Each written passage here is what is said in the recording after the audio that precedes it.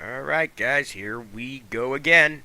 Another of the Evolution Consulting market updates. We are doing lots of these because we are actually in the process of designing all the on-screen graphics and all the pop-ups and all the lower thirds and everything. It's actually easier to do that with film footage, so it is to your guys' benefit. So we are going to be sharing quite a bit of the research information we've done in the last couple of months, such that we have the raw film footage to work on. But in any case, this is one I've been wanting to do anyway. Okay, and we called this video piece. It is a market update, though it is really more of a, if you want to call it a macroeconomic conceptual piece, but it does deal with something very specific. Okay, and for those of you that are familiar with what happened in 2008, the mortgage crisis, and what happens when an asset class becomes what's commonly referred to as toxic. Okay, and you wind up with a toxic asset class, or an asset class that the likelihood of being repaid it usually applies to debt securities. It could apply to anything, but it'll usually apply to debt securities in this context. What'll happen is the likelihood of those debt securities being repaid, or the creditworthiness of those debt securities drops.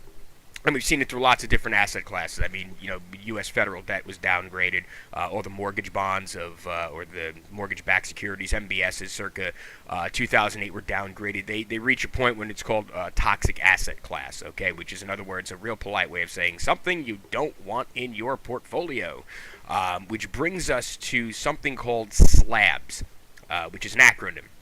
Student Loan Asset Backed Securities. As early as 2014, on a number of different fringe media or alt news media type shows, okay, we went on record speaking about SLABs as being potentially bigger and more dangerous than the residential subprime mortgage securities of 2008, simply because of the dollar outstanding value, or the size of the asset class, okay, and what ultimately they are comprised of. Okay, which, as the name would suggest, is student loan debt. All right, so basically the same folks using damn near the same mathematical models that were used to design the mortgage securities that went kablooey in 2008. All right, and took out Fannie and Freddie and took out Lehman and Bear. The same guys that designed that, okay, or the same folks that designed those, I should say, are using damn near the same mathematical models, designed student loan asset-backed securities, complete with, chopping them up and reconstituting and having different tranches or payback periods, whatever. Those are out there, and they're out there for the tune of several. I mean, at this point, it's got to be several $100 billion. Even with Evolution 4.0, we were unable to. I mean, we have a projection of what we think might be outstanding in terms of the amount of billions of dollars that are out there, but it's pretty damn difficult to find a real stated factual number there. So that tells you something right there. But in any case, just to give you guys an idea of how potentially dangerous student loan asset-backed securities are. And before we get started, as a matter of fact, I would like to at least go on record saying, do I think student loan asset-backed securities are going to be the catalyst for like a global economic reset or a GCR, GER type event? And the answer is no. What we do forecast them to be, however, is something in military aviation, especially if you talk to pilots that are air-to-ground attack pilots. There's something called a secondary explosion. If you drop a 500-pound or 1,000-pound bomb on a target that you can't see, okay, and then there's an explosion and then a much bigger explosion, that's usually an indicator that you hit some kind of a target, okay, and that's kind of what we forecast, to use a metaphor, what we forecast these SLABs to be. Okay, or student loan asset-backed securities. It's not going to be a catalyst based upon our research, but it is one of those things that's kind of like, if there is a collapse or there is a currency reset, which we do forecast for Q4, Q3, 2017, Q1, Q2, 2018, realistically speaking, the latest.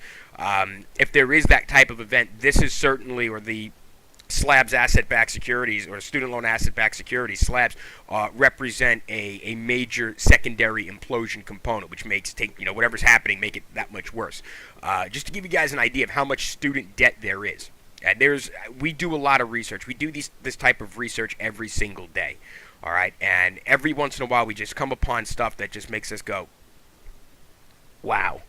The student loan asset-backed security stuff is one of them, where we had to look at the numbers and we had to look at the way the securities were constituted, and we just went, what were you thinking? We try to keep these YouTube videos clean, but it's like, what the F were you thinking? Seriously. But in any case, In 2009, to give you a little bit of background research on this, but to keep it relevant, 2009 student loans surpassed in terms of amount outstanding, U.S. dollars outstanding. Okay, HELOC, auto loans, and credit card debt. All right, crossed over the $1 trillion mark in terms of amount outstanding in the fourth quarter of 2014. I'll say that again for effect. Student loans, in terms of dollar value, are greater, or to 2014 were greater, and have continued to increase past auto loans and credit cards and some revolving lines of credit. Okay, and not just a little bit, like fairly steeply. We'll put the graph once again through the miracles of modern editing. We'll put the graphic up there so you guys get an idea what we're talking about. But that's significant. Okay, and another thing just to keep in mind here, we go student debt average per student.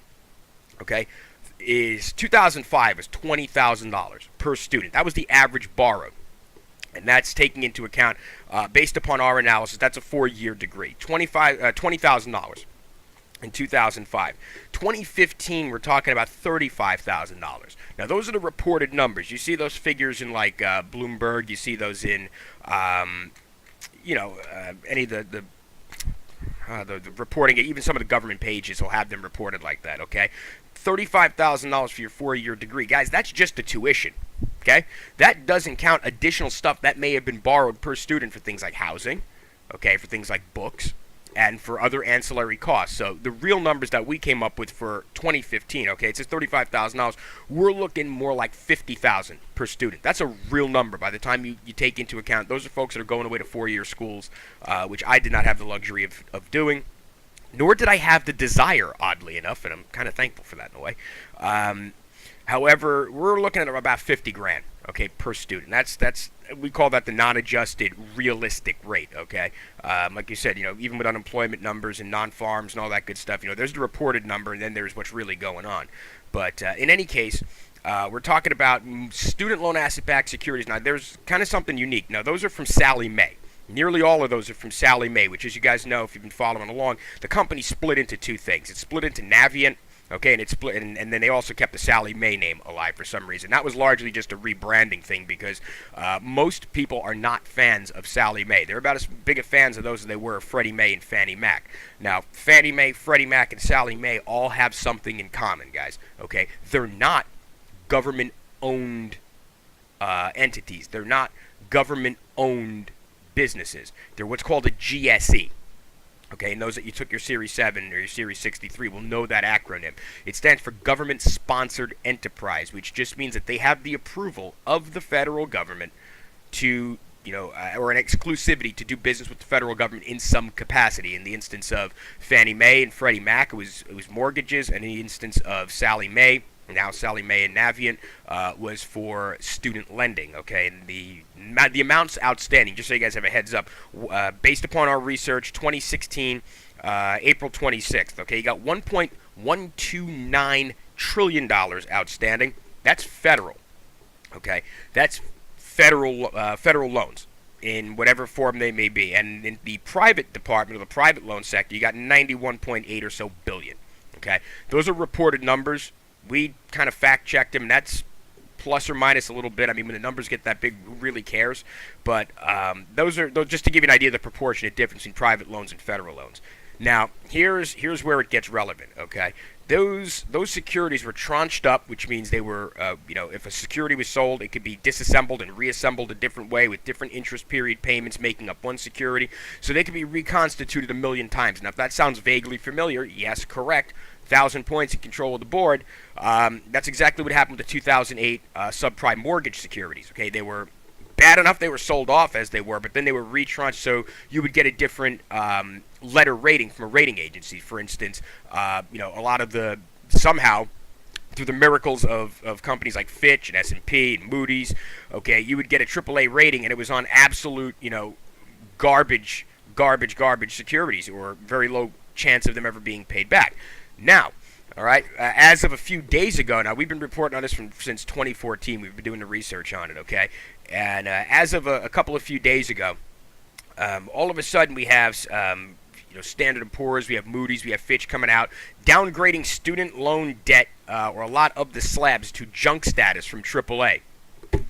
Wow, what a concept, guys. You take a look at the economic conditions that are out there, the real unemployment numbers that we've done the research on, that we've said are probably closer to 25 to 28% by the time you take into account underemployment and the folks that just drop off the radar, which is I have no idea who came up with that rule, but after a year of being unemployed, you just mysteriously vanish. That's kind of cool. They just stop counting that data. Okay, but as far as you look at the sector expansions, what sectors are expanding, what industries are expanding, what industries are hiring. I'm going to use the EA as an example, only because she's given me permission to talk about this type of stuff. She's got a master's degree in microbiology from the University of Pittsburgh. Okay, and then apparently she was just bored and just got a bachelor's degree in forensic archaeology. Okay, and she's got another bachelor's degree, believe it or not. I just can't think of what in the hell it's called. But in any case, at the end of the day, there's 3 numbers on either side of the comma in her outstanding student debt at the moment. And I got a chance to look at some of the numbers, and I went, that's not a student loan payment. That's an effing mortgage payment. All right, so she had that taken care of. It was all, she restructured whatever was done about that.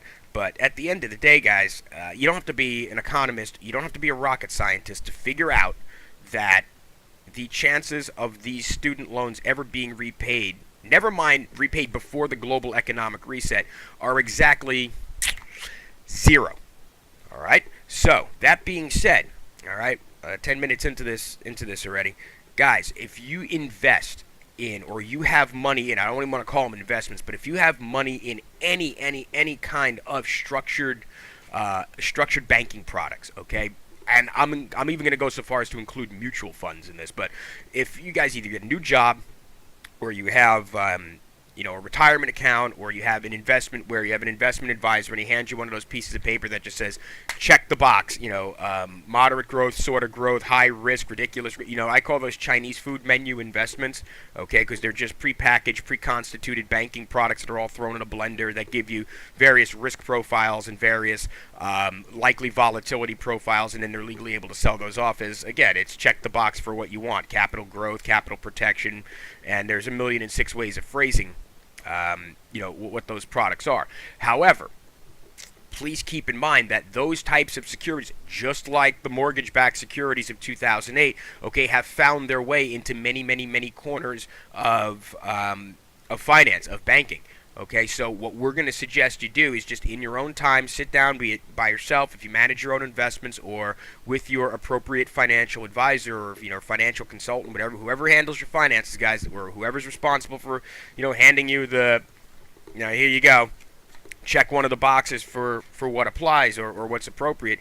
Please sit down with them, or on your own time, read the prospectus and figure out if what you're investing in, especially in those structured products, has any exposure to those student loan asset-backed securities. Because I guarantee you guys, at some point in time, and I don't use that word often, the G word, guarantee. You're not supposed to use that ever in conjunction with finance. They tell you that when you first start working on Wall Street. You can say a lot of things, but guarantee is not one of them. Okay, but I'm about to guarantee, or come as close as I can possibly come to guaranteeing, the fact that at some point in time, those student loan asset-backed securities are going to be front page news, because they're going to go up just like the 2008 subprime. And to that, I will also add, probably file under that heading, commercial real estate, believe it or not, at some point, commercial mortgages, but that's for another update. But seriously, guys, in your travels and in your own time, sit down, read the prospectus. That's when you flip to the back of the book and there's that .0001 font that looks like the side effect of Viagra and Cialis and Golf magazine. Nobody actually really reads it. It's like Apple's terms of service agreement. But please sit down and make sure your risk to that is mitigated. If you are in a structured product, or you are in a mutual fund, or you are in a closed and open-ended fund that's got any kind of exposure to student loan asset-backed securities, and guys, just be very careful about the wording of it. I'm sure they're going to use that, academic loans, outstanding academic debt. Look for anything like along those lines, student, academic, any of that verbiage could mean that you're whatever it is that you're investing in has exposure to that, which means by proxy you have exposure to that, which is something we want to mitigate, because like I said, based upon what I've seen, the downgrades are starting now. Okay, as soon as those student loan asset-backed securities, or as soon as there's any kind of real volatility, especially on the debt security side, not so much on the equity side, but certainly on the currency side, as soon as the house of cards comes crashing down, that's a fairly important card. Okay, that's a $1.2 trillion asset class. How many of those were actually packaged up and sold off in slabs? We did the research with Evolution 4.0. Okay, and we're going to go so far as to say most of them. Because I guarantee you the issuer of those bonds was not stupid enough to hang on to them. And that's exactly the mentality and exactly what caused the 2008 mortgage implosion. So that's your homework, guys. If there was ever one that was worth doing, what I would say is sit down, talk to your financial advisor, whatever. Just make sure you don't have any exposure to that. We're going to be doing another piece in Wirehouse that's super detailed. As far as what kind of verbiage to look for, what kind of language to look for. But seriously, guys, make sure you don't have any exposure to that. That's just hand in hand. I mean, it's great that we're making like 105% on our metals trades that we've been doing. It's great that we're making, 80, 90, 50, 60%. It's all for naught if your capital protection stuff is exposed to, student loan asset backed securities and stuff like that. So it's about offense and defense, guys. That's what I'm going to start calling. I'm going to call it headhunter tactical investing, man. So that being said, guys, hope you're enjoying these. If you like this kind of stuff, what we're trying to do is really just inspire the thought and motivate people to really kind of figure out, because we've said this before, okay? It's one thing to know what's going on, and okay, credit where it's due. The alternative news community, the fringe media guys, they do know what's going on, but knowing what's going on and then knowing what to do with that to not only just survive but to thrive is a completely different thing. There's a hell of a lot of money to be made out there still, but it's also about capital protection. So if you want to do yourself a great service, just make sure you're not exposed to the student loan debt stuff, because I'm going to tell you right now, guys, you look around, I'm not going to get into the details of it. We like to think the Evolution Consulting audience has their head screwed on right. I mean, you guys look at real economic growth conditions. I'm talking the real metrics, not the reported crap. Okay, at the end of the day, guys, it's not looking good. That's what we're getting. I don't know how to put that any other way. It's not looking good in terms of those that are coming out of college to be able to find jobs in their sector, whatever the case may be. And yes, there was a small percentage of my generation. I'm again 34 years old. There's a small percentage of, I guess, if you want to call it, younger people that are going the entrepreneurial route. I being one of them. But for the majority of my generation, guys, finding that job in your field, it's not just as easy as walking out of college and going, hey, I have a degree. It's like, I look at, I've done, thankfully, very well throughout my life financially, and I have what I call a 3-year degree, which is a 2-year associate's degree when you screw off for a year because you really don't want to be there in the first place. That being said, guys, hope you enjoy these. If you do, like, subscribe. If you have questions, real quick, if you have questions, or if your financial consultant, your financial advisor, whoever handles your finances has questions, guys, info at evolutionconsulting.world. Info at evolutionconsulting.world. Email us. We really do enjoy answering questions because we really do enjoy what we do here, believe it or not. So that being said, again, like, subscribe. Twitter. We should be putting a new Twitter graphic up here. Twitter at Evo, EVO underscore consultants. At Evo Consultants, our Twitter. We do post a lot on there. We do like Twitter because of the speed of information on it. It's kind of instant gratification. So that being said, guys, thanks again for watching. Hope you're enjoying this. Like and subscribe. Be good.